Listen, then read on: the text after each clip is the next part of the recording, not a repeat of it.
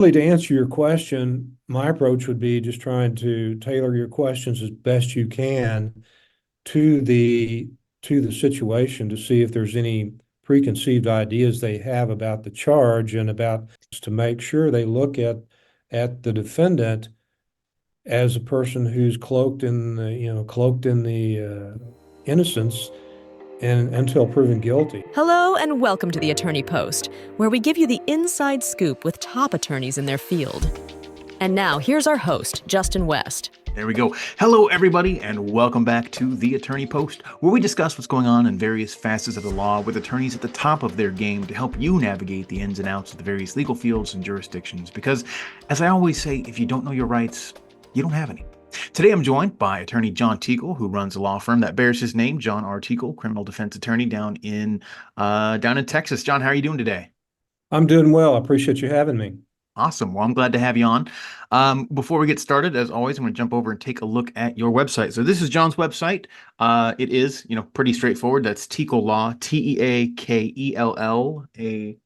Teakell with two L's and then law. So there's three L's in a row. It'll look weird. Link in the description below. So obviously, if you can't spell that from what I just said, you'll see the link in the below. But that's Teakell Law, TeakellLaw.com. He also has a phone number available that is 214-523-9076. And this is his website right here. He does all sorts of criminal law down in Texas, I believe across most of Texas. He's been a super lawyer repeatedly, which is always nice to see as well.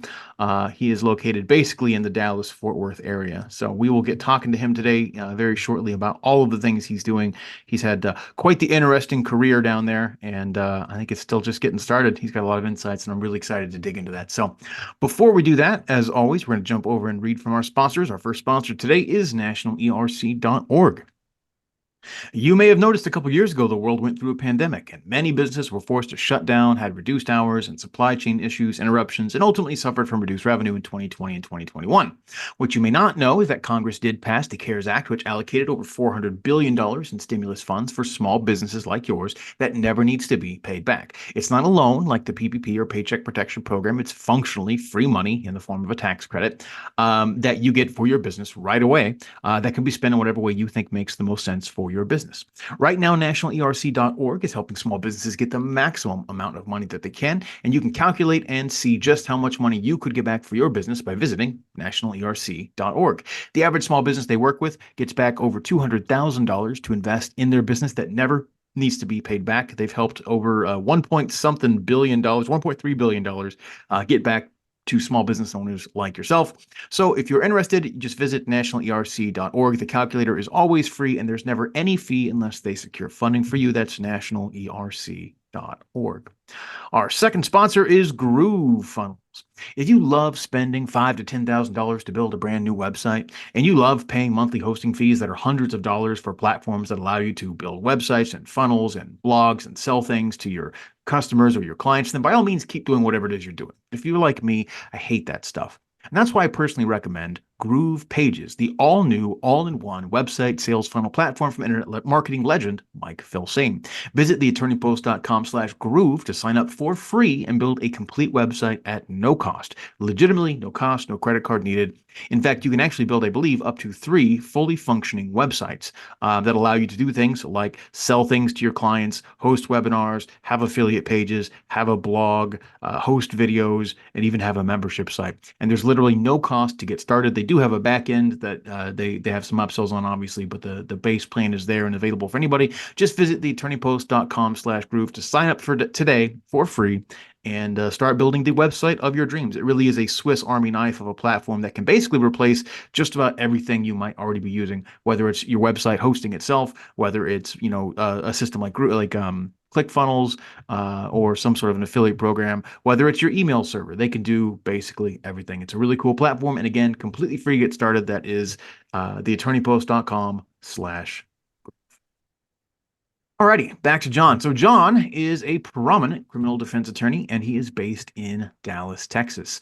He's carved a distinguished career through his adept handling of both Texas felonies and federal cases. After honing his skills for over 15 years as both a state and federal prosecutor, including significant time as an assistant U.S. attorney in Puerto Rico, he transitioned to criminal defense, establishing the law office of John R. Teakell.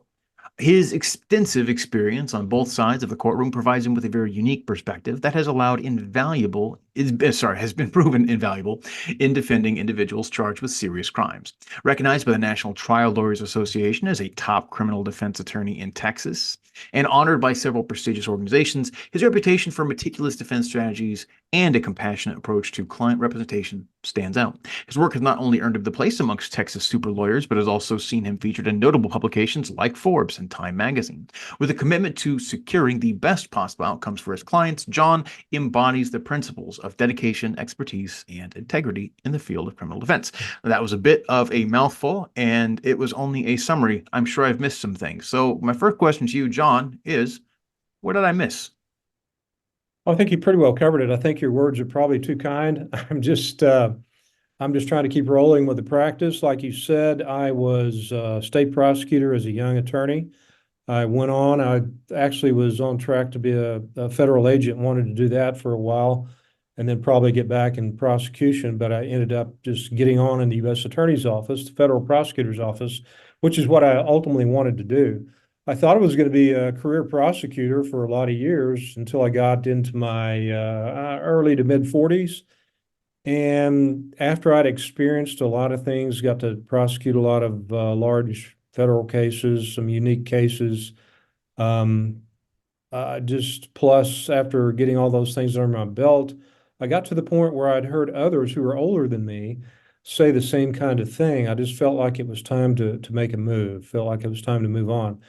After thinking I was going to be a career prosecutor, I ended up making the jump. I've been doing it for 21 years, private practice. I'm a sole proprietor. As you said, my office is in Dallas, and it has been since I've been in private practice. Do a lot of federal, do some state criminal defense, but I've got federal cases in a lot of states throughout the country. Gotcha. Well, you sort of touched on it, but not entirely. Let me ask you this. What got you into law? Like, did you just always know you were interested in law? Is it something that you kind of stumbled upon and found you had a knack for? What led you into law, and how did you know you wanted to go into first off prosecution, and then ultimately what led you into doing defense? Well, from a young age, I was interested in law or more law enforcement, trying to find out what that was about, what all was available out there. I kind of thought as a young person that law school was probably for people who are rich people or who had a lot of money or somebody other than me. But as I got a little older, still as a young person, I was seeing what was out there, what was available. I did decide that I wanted to get into law school and do that, and whether I get into prosecution or whatever, wanted to do it. So I did work during the day at a large commercial bank, and then I went to law school at night. Ended up interning my last year at a local DA's office, got on there, and the track was as we talked about. So I did have an interest. I just didn't know exactly what I wanted to do. And then when you're, a kid, a teenager, you don't know so much about the prosecution side as opposed to some law enforcement officer, or things like that. So, like everyone, I learned a little bit as you get older, and that seemed to be like a really good fit. And I wanted to get on in the U.S. Attorney's Office if I wanted to stay in prosecution, because as you know, they have the larger, more significant cases, as opposed to more street crime that you see in the state courts. Sure. Gotcha. That's fascinating. So let me ask you this. Give me your pitch. If I didn't know, I've obviously done some research on you. I've got an idea about what you do. But if I didn't know who you were, I didn't know what you did, tell me in a nutshell who you really help and why do people choose to work with you? Well, if I had a short pitch to make, it would be basically the experience that I have, both in the state prosecutor's office and especially in the federal prosecution, as well as results. You can look at some of the results, examples of results I've gained over the years, whether it's shutting down investigations with no action being taken. We've got a couple or so not guilties along the way, how many ever. And then, like in the federal system, the question often is, or usually is, how much time are they going to get? Not, or are they going to go to prison or not? I've gotten a number of situations where I've gotten probation, which is more rare in the federal system, or variances down to, I mean, for example, I'm thinking of a white collar case I had not long ago. The sentencing guidelines were written and the guideline calculations for the sentence recommendation was 97 to I think 120 months. We walked away with 24 months. So if you look at my experience and my results, that's probably what I would tout to begin with, or if I just had a minute or two to talk to you. Gotcha. That makes a lot of sense. So you've been practicing for a while, and you've got a pretty well-established law firm. You're in the top 100 lawyers, top 1% of attorneys. We can look at your website and see all the different fun accolades and things that you've earned. I'm sure you've had a lot of successes and a lot of failures in your practice of law. And one of my favorite questions to ask people is to tell me about one of your failures. Not because we all want to just wallow in, oh, wow, this should have been so much better, but I'm a firm believer that failure is the best teacher. And as long as you learn from it, it's not really a failure. It's a slow burn win. I know you were joking beforehand. We were talking about this a little bit and you said, oh, I could list so many, but I mean, everybody has a number of things that we're just like, oh, I can't believe it went that way. But as long as you learn from it, it's really a win. It's just a slow burn win. So can you tell my listeners, John, about maybe one time in your practice of law when you experienced what you consider a failure or a setback, but what you learned from it and how you carry that forward to make sure you're giving the best care to your clients?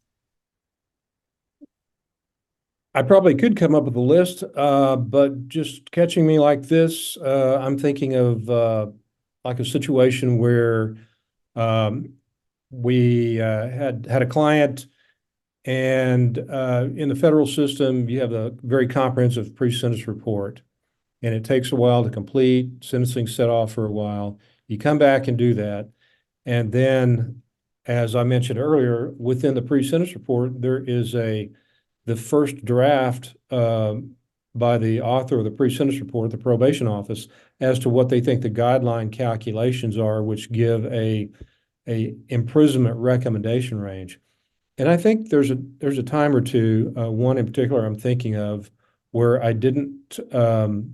had made some objections, but I could have made an additional one. It was a situation that probably would have taken off a couple of points, or would have from the client. This one ended up having a happy story because basically came back and confessed it before the court. Come back, okay, resentence, and okay, she gets a couple of points off, and there we go. So the takeaway, I guess, from that is, I mean, I was focusing so much on one prominent issue that that's just one that I missed, and I came back and we ended up getting it. We're all human. We make mistakes. I'll confess to that, but that's just what's coming to my mind right now. I'll make mistakes. Guilty as charged. Yes, That's sir. okay. I'm sure you've also had some good successes, though. I'm sure that there's a couple of cases that maybe, it's like when you fall asleep at night, sometimes your brain focuses on either failures, and you're like, oh, I can't believe it went away. Or sometimes we focus on successes, the things we're most proud of. I'm sure you've had a couple of moments in your legal career, John, when you've been very proud of the outcome. Maybe everything was stacked against you. Maybe you thought it was a losing case. Like, I can't believe we're going to lose this, and everything just turned out roses, right? Can you tell my listeners about one or two times in your practice of law when you were just so pleased with what happened, or the things you would consider to be your biggest successes? Oh, I can think of two or three, four cases right just off the bat that you're talking about. One is, and I'll try to give you a summary version on each one. One, a few years ago, a woman, or I'll say a client, was charged in federal court with bringing a firearm into the airport. Long and the short of it, this person lived in the Florida Keys, took a flight from there to Miami, didn't check baggage, just had it on a carry-on that the client had grabbed on a short notice trip planned. Gets up at 5 o'clock or 4 o'clock or whatever, grabs it, doesn't see what all is in there, takes it through just a carry-on, but checks it in Miami to DFW, and then DFW on to the final destination. Well, at the DFW airport, as they're handling the checked baggage, they're setting it or throwing it off to the side. Well, the gun discharges and it shoots a airport employee in the foot. Well, of course, the FBI is waiting for her at the next destination. And of course, she doesn't know what's going on. Anyway, long and the short of it is we're preparing to go to trial because, the client didn't realize it was there. It was something they had actually couldn't find the handgun. Anyway, as I'm trying to get I actually went back to the U.S. attorney and asked them for help in getting lined up a witness for us from the TSA in the Keys, because I'm thinking if it goes through and it wasn't checked baggage and it's scanned and they don't even see it, how's she supposed to know it's there? Well, anyway, the U.S. attorney ended up dismissing the case, just outright dismissing it.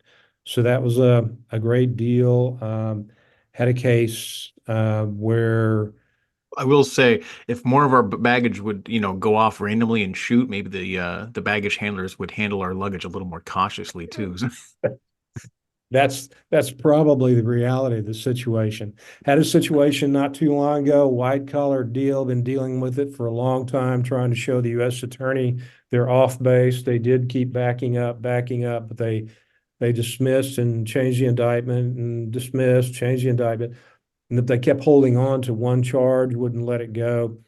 Going to trial, there was some indication that the defendant would probably get probation if he pled, which again is more unusual in the federal system. So he ended up doing that. He got probated. Should have happened. Otherwise, he was looking at 40, 50 something months on the guidelines. So that's some dismissals,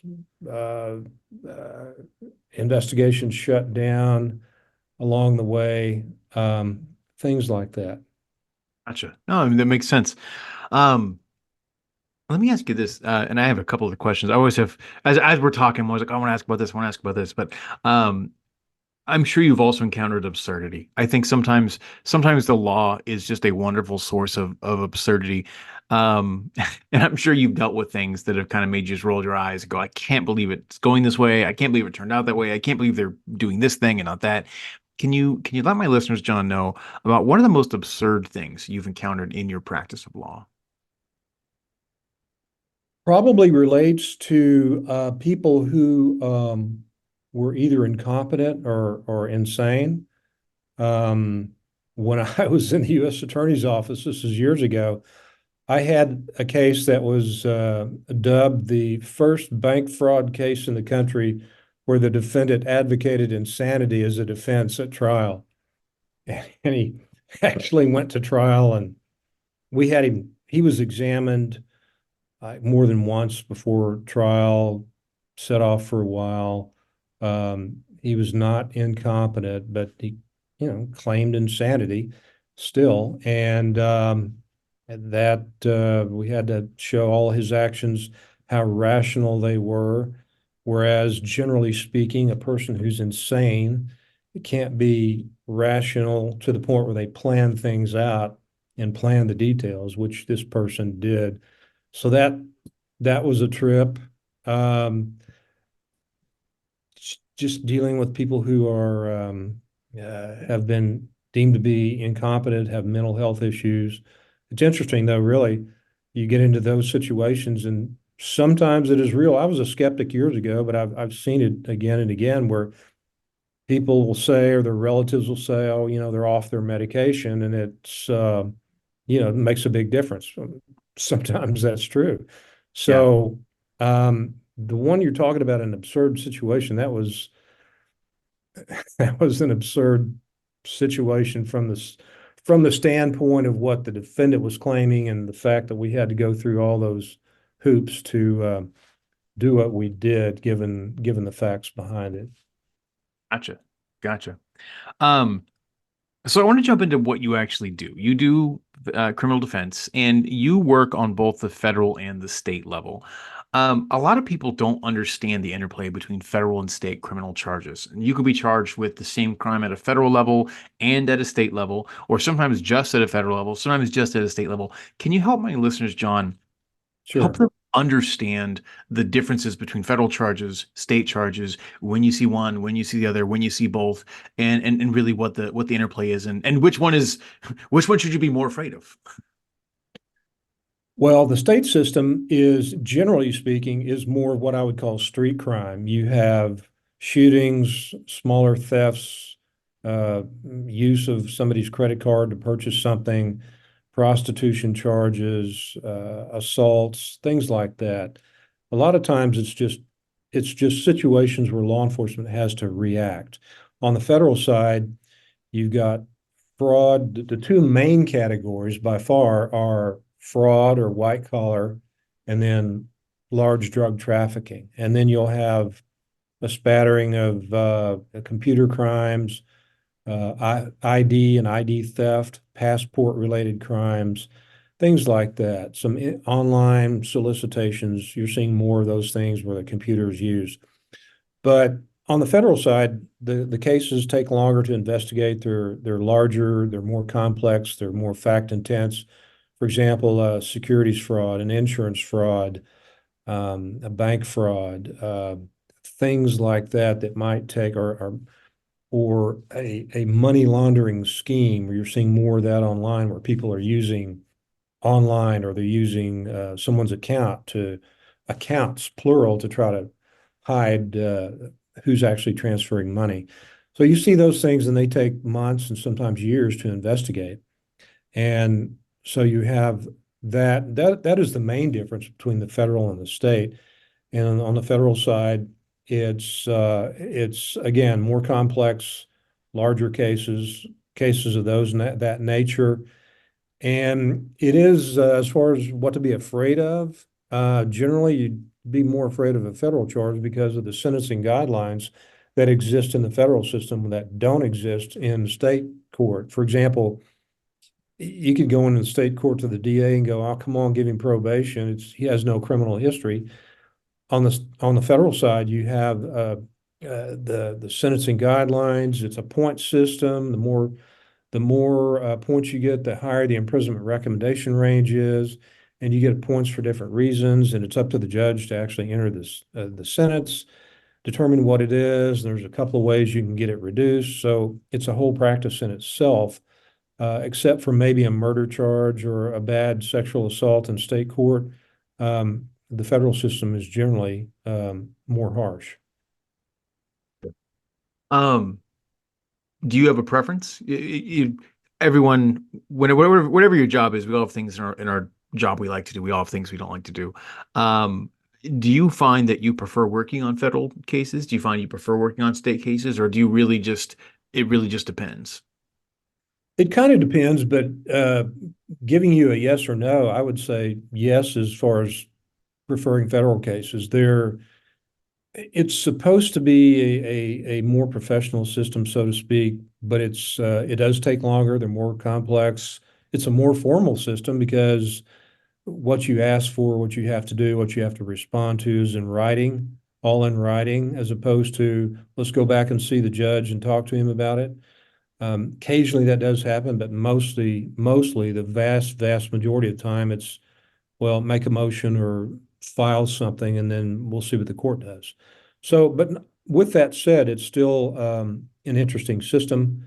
The situations are interesting. Sometimes they have international aspects to them, and sometimes they're very local. And sometimes too, people are by design just booked in on like a local state charge. so they can be held, so to give law enforcement time to get their paperwork and reports and what have you to the U.S. attorney, because if it's something that looks like is and should go federal in their eyes, then they'll see if the U.S. attorney wants to take it. But in the meantime, they're holding the person booked on a state charge. I mean, firearms charges are a good example of that. Gotcha. Um, so you have a background as both a state and federal prosecutor. How does that influence your practice of law today as a defense attorney when it comes to defending your clients? Well, I believe that it gives me a good basis to understand what the either the district attorney's office is doing, what they're going to do, or especially what the U.S. attorney's office is doing, or what they're going to do. In other words, what they're going to end up focusing on, how long it's going to take, how I can keep abreast of the investigation, especially in federal court or in the U.S. attorney's office, because often there's between an incident or an investigation starting, it will be months or even years before they come to an indictment where they formally charge someone. That's the good news, where in the interim, you can get in with your client and then stay abreast, learn what they're focusing on, and then you can get with the client to get statements, whatever evidence you have to push back with to try to convince them that they're off base. Or if it's a damage control situation, okay, they did A, but not, B and C. Random question, and I'm just thinking about this as I'm listening.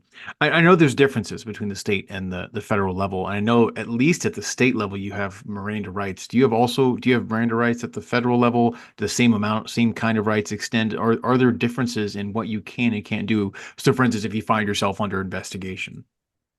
No, they're pretty much the same. They are the same. I mean, constitutionally, that would be the same as far as your Miranda warnings, right to remain silent, right to, an attorney.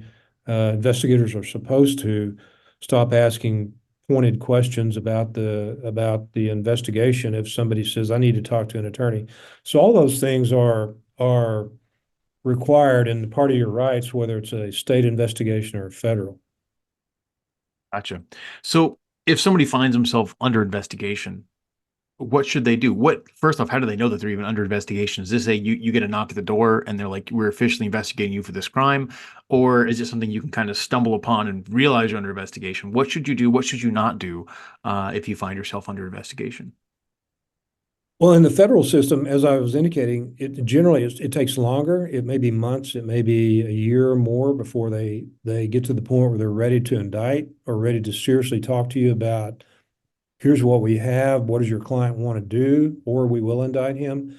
So if you're under investigation, generally speaking, or the short answer would be to try to get in early so you can learn what's coming at you. So again, you can plan to try to get what evidence you have that's available to kind of push back or put your best foot forward, be favorable to the client, and try to either convince them not to include your client in a conspiracy charge. Or, like I said a moment ago, if it's a situation where it looks like it's got the makings of a case for the government, then at least understand what's coming at him and then how you can mitigate that, how you can lessen that, how you can show if he was involved in A and B, but not C and D, or if he was involved, but only worked for in this group for 6 months as opposed to the 3 years the thing was up and running, then you want to make sure that the government is aware of those things and make them aware of that information and push back, as I say, to the extent that you can. That's really more of a federal thing than a state thing, because as we're talking about in the state system, a lot of times it's reacting officers reacting to an incident, one incident or a street crime type thing. Occasionally you'll have that in the state system, but not to the extent that you do in the federal system. So if you are under investigation, short answer again to me is find out what's coming at you and then what you can do that would help you, that you can get into the prosecutors that you want to reveal to try to either derail their investigation against you or to try to mitigate it. So I think for most people, the answer would be talk to an attorney. Yeah, that. And then because if you don't, then, after the fact, you're trying to undo what's been done, at least in the government's eyes. Gotcha. You had mentioned in our pre-roll when we were talking that sometimes the federal agencies, especially, will just follow the numbers or go by the numbers. And I was curious what you meant by that because it sounded like you might be implying that they even like they're going after the numbers, as in they have like quotas to fill, or they just have to, follow the book and go by the guidelines and no deviation. Can you elaborate on that for my listeners, what you meant by that and how it affects the practice of law? Well, I think that most agencies, if not all, or a lot of agencies, do have numbers that they keep up with. They're referred to as stats or statistics. You even have that in the U.S. Attorney's Office, but it's you do see it with agencies. They'll have a certain amount of stats because if you get, for example, a stat for issuing an arrest warrant or making an arrest or getting the U.S. attorney to issue a subpoena or issue an indictment. You get stats for those, and of course the agents and their supervisors want as many of those as they can. So sometimes if an investigation is dragging out longer than the agency wants it to, because the U.S. attorney says we need to get more evidence here, we need to shore it up there, we need to complete it over here. Sometimes you may have agents who are ready to, get the indictment done, but if the prosecutor's doing their complete job, then that may be a reality. We need to do more.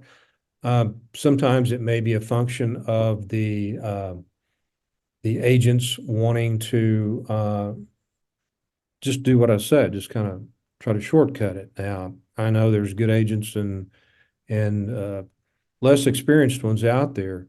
But I mean, some of the things too, I think in fairness to them, sometimes the the statutes are not as clear as they should be. I mean, for example, I'm thinking of a couple of statutes that the ATF relies on a lot.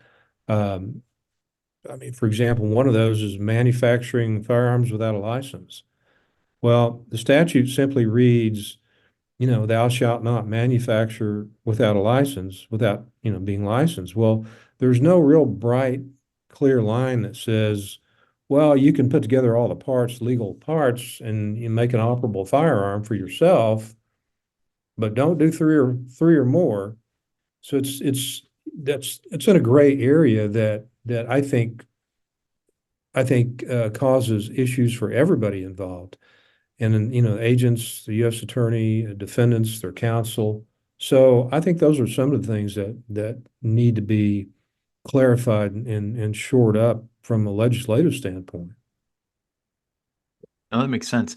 Um, have you ever had, I guess, have you ever encountered like an ethical dilemma when it comes to dealing with someone in the criminal defense system? Something that maybe made it harder for you to move forward on something, or i- informed the way that you shaped the case and your defense of a client? I probably haven't several times. Interesting you bring that up because I'd forgot about this situation, but I'm remembering now. Several years ago, I was retained by parents to represent a young man. He was over 21, but still young, in a federal case. And long and the short of it is, I was explaining that I don't mind going to trial. I've had a lot of trials, but this appeared to be a non-trial situation because the evidence that the government had.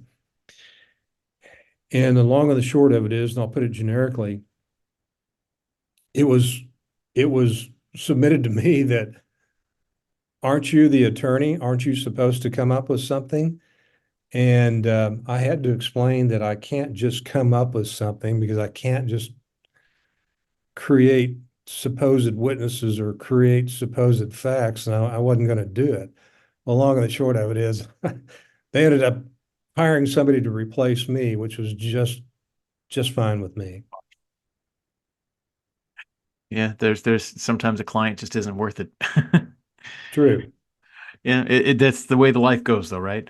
Um, how do you deal with the emotional toll? Like I've always wondered, I always thought that criminal defense sometimes must be one of the harder ones. And obviously there's different kinds of criminal defense. It's very different, with somebody on murder charges versus tax evasion or something like that. But do you ever do you ever just get worn down by it? Do you ever just find yourself frustrated, or do you, view what you're doing as, well, you're the check and the balance, or part of the checks and balance in our system? Well, I think all attorneys, and especially criminal defense attorneys, everyone probably gets worn down. I don't mean just one day every once in a while. I think we do get worn down after a while. I'll say, I've had my days like everyone does, because it is a world of negativity a lot of times, and I'll kind of try to regurgitate what there was an attorney in Texas, and I can't even remember who it was, frankly, but I saw his description, and this is a couple of years ago, about basically what it meant to be a criminal defense attorney, which was all the clients want you to shoulder all their burdens and all their feelings of despair and negativity and what's going to happen and everything like that. And they expect you to shoulder all of that with them for them. So I thought that was a pretty good assessment, although it sounds pretty negative. I thought it was a reality because you end up trying to do that. You're trying to help people, or as I put it, yeah, I'm trying to help people, and a lot of times it is a damage control because the state may have a good case against the person, or the federal government may have a good case against them, or at least it's maybe too risky for them to go to trial. Because generally speaking, especially in the federal system, if you're convicted at trial, your sentence is going to be harsher than it would be if you come up with some sort of an agreement with the government. So if it's too risky to go to trial, you have to make that decision, and that's part of the things that are the negativity that, even if you walk away with probation and something, the person may have a conviction on their record, or well, they're going to be under probation. The flip side of that is you get, a lot of good results, or cases dismissed, or a person's getting probation whereas everybody else around him got time to do whatever. But what I said a moment ago about how that attorney had described, that clients want you to bear that or expect you to bear that. I think that's true, and that I think that comes with the territory. Gotcha. Now, it doesn't mean I've learned that uh, I'm not perfect, but I've learned to get a little better at that and trying not to shoulder that like, I'll help you. I'll do all I can, but here's this, here's that, here's the reality of it. Let's see the best pathway for you, whether that's trial, whether that's in agreement with the government, whether that's whatever. Gotcha. Um, Sorry, multiple questions. Just trying to pick which one I want to go for. Um, let me shift focus just a little bit for a minute. I'm sure you do jury trials, right? Um, what is your approach to jury selection, and how crucial is jury selection, do you think, to any particular trial? Is it sometimes the make or break issue? Is it usually serious but not too serious? What is your approach to jury selection? Well, in the federal system, you usually get a limited amount of time to ask questions to potential jurors, because the judge does a lot of that. He or she will allow you some time, but everybody, I think, on both sides walks away thinking that's not enough time for me to ask the questions I want to. And then the judge will have a lot of questions for the jurors. In the state system, yes, you do get to a lot more leeway, more time to ask questions. Are you qualified for this jury? Not, are you a smart or dumb person, but rather, do you have any biases that, we all have them. Just tell us what they are. Um, really, to answer your question, my approach would be just trying to tailor your questions as best you can to the to the situation to see if there's any preconceived ideas they have about the charge and about any fact situation like that. The other thing is to try to determine as much as possible if the person would have the mindset going forward that before they hear any evidence or even before they've heard all the evidence, to make sure they look at the defendant as a person who's cloaked in the innocence, and until proven guilty, he's given that right just like they would be. And that's what I've seen over the years. And it's frankly a disturbing trend, because you'll see people not only who are native born, but others who have come over from other countries, and they still seem to not, more and more I see and hear of this, where people don't seem to understand that, or can't get past we have to give the defendant, afford him this cloak of being considered not guilty until the evidence is all in. Then you decide whether he's guilty or not guilty. If he's guilty, all right, the evidence supports it, so be it. But people more and more seem to, come across with that, well, he must be guilty if he was arrested. Mm. Well, why are we here then? So, and then the questions too are that have amazed me are, you ask those people, well, if you were wrongfully arrested and wrongfully charged, would you want your jurors to have your mindset or the one that I'm talking about? And to my amazement, some of them still couldn't get there. So I was asked this question in the recent past, and I think my suggested solution was, aside from just the instructions you get from the judge as you're going forward, if you have jurors who are coming in, I know nobody wants to go down to the courthouse and sit any longer than they have to, but I think it's become imperative almost to give them kind of a mini course in that and focus on that. And you're here to decide, not just because the person was charged. So that's my 2 cents worth as far as adding to your question, adding the answer to your question about jurors. Gotcha. Have you ever been on a jury yourself? I have not. I was called for service once, maybe twice, but I've not.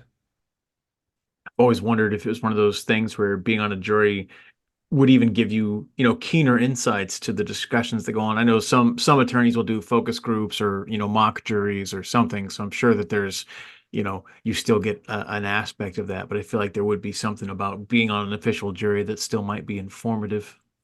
I think it would be. I mean, come to think of it, the last time I got a jury summons, it was on a civil case in state court, and I actually was one of the 12 who was called up in the box to start the process of questioning. And of course, from there, I mean, I think you're correct. I think it would give everyone a good insight to be able to sit on a jury, whether you're an alternate, whether you're one of the jurors, whether you're an attorney, whatever. But of course, I got struck, so I was not part of that jury. Gotcha. I'm always curious if some people would intentionally strike other attorneys. Some attorneys have said they think that's the case. Some have said they would be happy to sit on one and they wouldn't strike one necessarily, but they're, afraid that the attorney on the jury would take over, and if they didn't like you, then you're you're up the creek, so to speak. So I don't know if you have any thoughts on that. Well, I think that is a kind of an across the board thought everywhere, because if the attorney goes, well, hey, here's how it really works, or here's what I see as far as the evidence and how it applies to these elements here. Yeah, I can see that happening. It's going to generally work in favor of one party and not the other. So I think that's probably in itself just a real reason why attorneys are struck. Gotcha. No, that makes sense. How do you assess the strength of the prosecution's case, and at what point do you decide whether to recommend a plea deal to one of your clients as opposed to going to trial? Well, generally, the evidence is going to be either paper evidence, it's going to be some recording, it's going to be statements from other people, whether they're informants or cooperators, cooperating co-defendants who are looking for a sentence reduction, um, any other text messages these days, emails, and surveillance. You have evidence generally in those forms. So you have to look at it and see just how strong there are. Are there any admissions? What I look for in the very beginning. Did the client submit to an interview, admit to something? That's what I ask him. Did you acknowledge this? Did you admit certain facts? Did you admit guilt? And you look for that. And if it's not so clear, you look at it further when you get all the evidence that you're entitled to see from the government and determine just what the government is claiming, and can they prove it? Now, maybe they can show that others are involved or others knew or others took action knowing that what they're doing was wrong, but just because somebody was associated doesn't necessarily mean that. So yeah, you have to do that. And then as far as determining when you come to an agreement, it sometimes it's advantageous, especially in the federal system, to get in a little earlier if possible. I'm one who doesn't like to make those quick decisions. I like to keep going back and looking and making sure that I'm not missing something or the client's not missing something. But with that said, if you have a multi-defendant indictment in federal court, in the federal system, unlike the state system, cooperation is built in, and you can get directly rewarded for it. In other words, you hear stories about people incarcerated, catching flack because they're supposedly a snitch or, a cooperator. But the reality is that most everyone in the federal system has tried to cooperate. It's a question of whether their evidence is good enough or if it's stale or if it's duplicate evidence that somebody else has already told them about. Because you can, like I said, get a sentence reduction if you stand ready to testify or if you create a new case for the government. So sometimes that's a factor. And like I said, I don't like rushing things, but if you have a multi-defendant situation, or suspect that the others probably know this information, and it looks like it is from what you can tell, and the client agrees, yeah, this is a good case against the client, then you may want to get in sooner than later to see what you can offer and what that's worth as far as cooperation. Because like I said, you can get a downward departure at sentencing or even down the line, what's called a sentence reduction after the fact if the government ends up acting on that evidence and using it. In the state system, you don't really have that dynamic.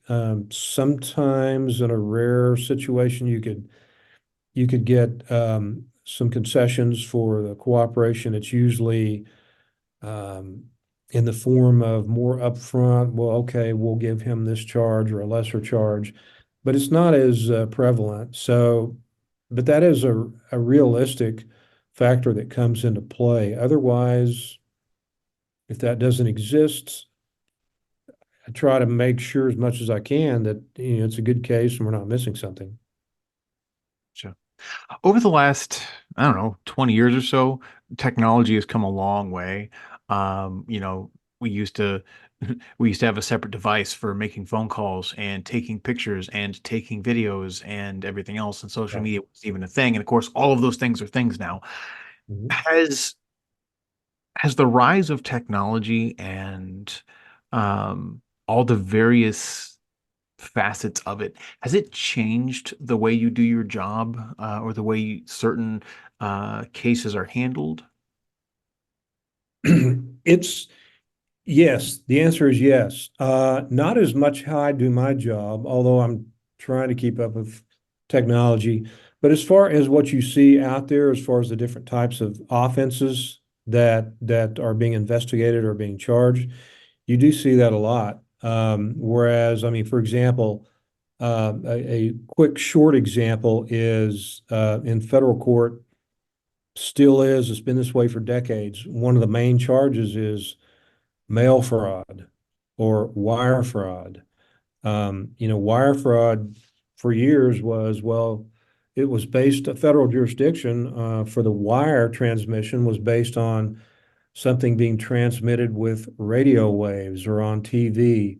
Now it's much more common that it's email transmissions, Mhm. text transmissions, things like that, which are relatively easy to prove as far as the jurisdiction and the wire aspect. That's just a short, simple example, but the bigger answer is you're seeing the use of computers, the use of online activity that either creates sort of a new type of a set of offenses, or as I say, and I've said this, I don't know, not too long ago, it amps up some things that have been happening for a while. And I actually used this example here recently. One of the kind of a big push you're seeing in the U.S. Attorney's offices, or at least to some extent, and I think in a lot of different places, are the rise of refund fraud schemes. In other words, it's been done before, but because of the use of online and computers and the way how people react to it more quickly, has created and facilitated the refund fraud schemes, which, you do that over a period of time, you're into the millions of dollars. In other words, using that as an example, where you have people who order online and they get the product relatively quickly, but where it really comes into play is they'll either call and go, I never received this, or I received it, but it was broken. Then they request a refund. Okay, then they say, okay, well, send it back to us.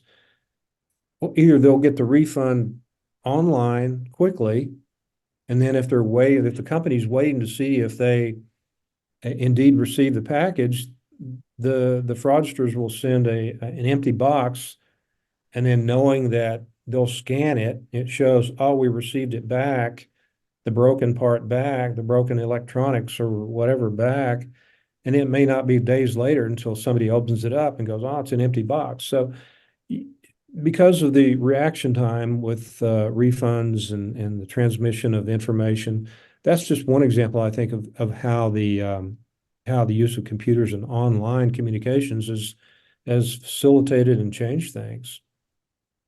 And also, I mean, just computer intrusions and unauthorized computer use are two actual separate individual crimes that are federal crimes that you see these days that you, of course, didn't used to. Yeah.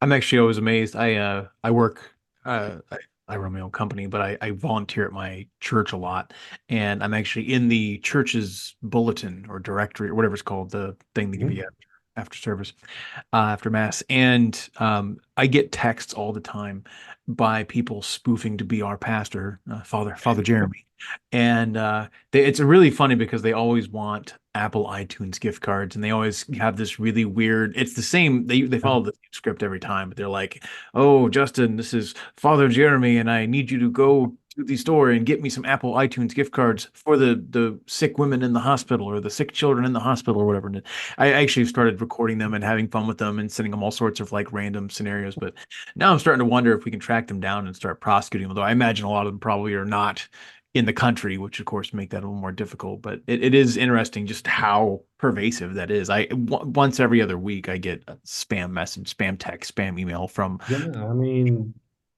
it's not common, not uncommon, rather, these days for just anybody to have gone, well, yeah, somebody was using my name or using my identification info to do this, and I had to call and say it's not me. So yeah, that's so prevalent out there, and that's changed things a lot, and it does make it difficult. For example, if they're spoofing something, um, or if they're doing something online, you try to track it back. Often it'll come back to a location, the IP address will come back as a location in Korea or China or or some Mideastern country, Yeah. It's a weird whether world. that's even true or not. Yeah, because you can spoof it. So you just never Right. even, which is, I guess, unfortunate, but it is what it is. So, well, John, I appreciate you taking time to talk to me today. I don't want to usurp your entire day. So here in a minute, what I'll probably do is ask you my two closing questions. Um, those are, as a reminder, if you can go back in time, meet young John, and give him some advice. What advice would you give yourself, and why? Other than the obvious, there's this thing that's going to come out called Bitcoin. Buy a lot of it and hold it until 60K or whatever, right? But what advice would you give yourself, and why? And then if I could allow you to change a law, I give you my magic pen, and my magic pen can strike a law from the books, edit a law that's on the books, or add a new law to the books. What law would you change, state or federal, or both, and why? While you're percolating on those, let me jump over really quickly. We're going to take another look at your website. Again, I am talking to John Teakell, the chief cook and bottle washer over there at Teakell Law. You can visit them online at teakelllaw.com. That's TEAKELLLAW.com.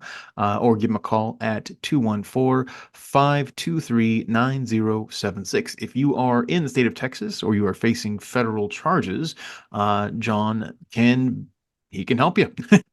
And again, I'm a firm believer that it's always best to go into things knowing what your rights are. And one of the best ways to know your rights is simply to talk to an attorney.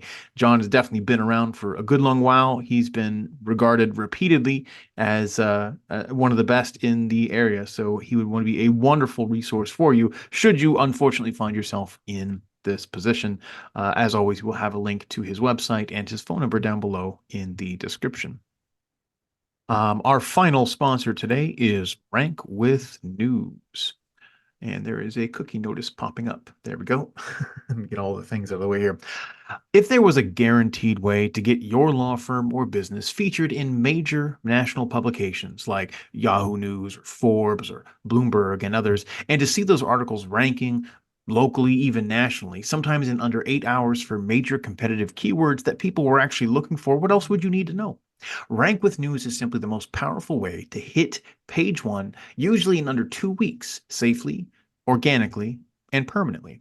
This is guaranteed SEO or search engine optimization functionally, and it's on steroids, ranking quickly and sticking, oftentimes indefinitely.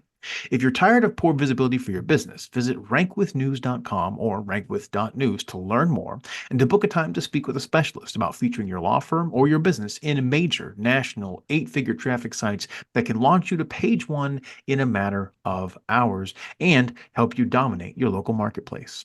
Get media exposure, rank higher in Google, build credibility, and win more customers and clients with rankwithnews.com. All right, John. So our last two questions. Number one, we go back in time and we meet young John, fresh out of law school, maybe, and you're able to quickly go over and give yourself just a couple of words of advice. What advice would you give yourself? I think it would be if you go the prosecution track and then you're going to end up going into criminal defense, be prepared mentally to not only get ready to try to have to do the business side of your office, but also just be ready for the mental side of getting used to being in private practice, used to being called a defense attorney, used to all the things where you used to have resources in the government to do it, that now you're kind of on your own. Now, but I experienced that. I think I wasn't quite as mentally, psychologically prepared to go through that as I thought I was. It's like had a friend of mine, it was a friend of mine who had a similar track as mine. And I used to watch and kind of what guys that were like 8, 10, 12, 15 years older than me as they would go out into private practice, and I would ask them, well, how is it? What's it like? Um, and then I remember one in particular who told me, just get used to being told no a lot. Just get used to being told no a lot. And I knew immediately what he meant. No by prosecutors, no by judges, no by probation officers, no by witnesses, all the above. So, that kind of helped. But I mean, it is good to keep a network of other attorneys who are in the similar boat as you, so you can run things by them, kind of get some encouragement as you go. and just be able to kind of stick in there when you have a tough issue or you're going through the business aspect and things aren't going as well as you wanted to that month or that quarter or what have you. As far as changing laws, um, I'm all about us keeping our constitutional rights, so I wouldn't change anything there, I think. I can think of probably, I'll give you maybe too generic of an answer. Um, some, as I mentioned a while ago, an example of like where the statute is not clear enough, where it says, you shall not do this, and that people are out there doing that, thinking they're working with legitimate parts. And then 2 years later, they find themselves in a conspiracy in a firearms case. Things like that, I think I would change those to make them more clear so people know what they're dealing with and what they're not. That makes sense. I think clarity in the law is very important because nobody wants to wind up accidentally stumbling into a hornet's nest of legal issues. So I agree 100%. Right. Well, John, thank you for taking time to talk with me and my listeners today. I've enjoyed the conversation, and it's been a good one. I always like to let my guests have the final word. Are there any last thoughts or words of wisdom or anything else you'd like to let our listeners know before we end the interview? Just we all support law enforcement. We are all want safe streets, safe schools, safe neighborhoods, all that. Just be aware of your rights. If somebody approaches you, you can talk with them if you want to. You don't have to. You can politely decline. Other than that, you've given people my contact information and shown my website, which I really appreciate. I thank you so much for having me on. I've enjoyed it. Hopefully, you'll get some good feedback from it. That is always the hope. Well, thank you for joining me on the podcast. This is Justin West. I am your host here at the Attorney Post. If you are watching this on any of the podcast repositories, we're on Apple, iTunes, and Spotify and Stitcher. We always appreciate a like, a subscribe, a share, whatever they let you do. Obviously, if you're here on YouTube as well, click that notification bell, subscribe, hit that thumbs up button as well. Feel free to comment down below if you found anything particularly helpful in this podcast. And of course, if you know somebody who could benefit from this knowledge, please feel free to share this podcast with them. This has been the Attorney Post. I have been conversating today with attorney John Teakell, who runs a law firm that bears his name, John R. Teakell, criminal defense attorney down in the Dallas area. As always, though we are talking about a lot of legal issues on this podcast does not itself constitute legal advice. And if you have a legal issue, you should always seek the advice of a competent attorney in your area who focuses on the matter that you need help with. However, if you live in Dallas, you have a federal issue, I think John will be a wonderful resource for you. So again, as always, we do have his information down below. But you should always seek the advice of competent counsel because, as I always say, if you don't know your rights, you don't have any. Until next time, guys, thanks for listening. This has been the Attorney Post. Bye-bye.